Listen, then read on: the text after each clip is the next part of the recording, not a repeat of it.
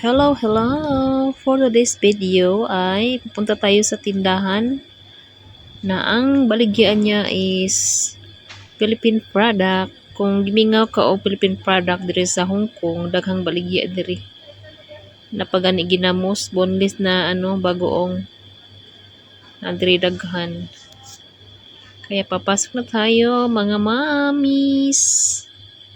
Ayan, ang gusto mo junk foods nandyan. May saging, may Hansel na biscuit. Ayan oh. May tang. May tinapay din nga pang Pinoy ang lasa nga tinapay. Meron din. Ayan ang biscuit pang Philippine product yan eh. Yan. May dato puti. Paipepeb tuna. Yan.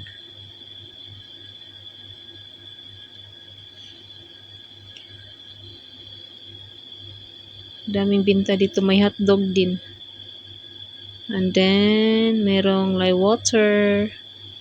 Food color.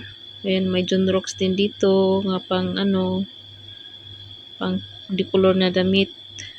May surf. Ayan, pang pang dessert. Panghalo ng dessert. Then may margarine, may Lady's Choice, kape, Pico, pa today's.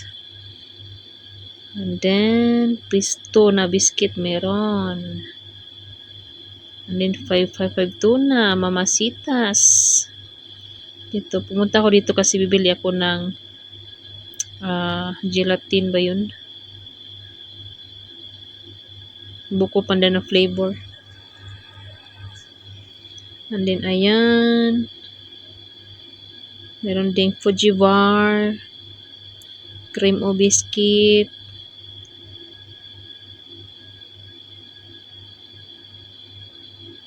Ang daming Philippine product dito na bibenta.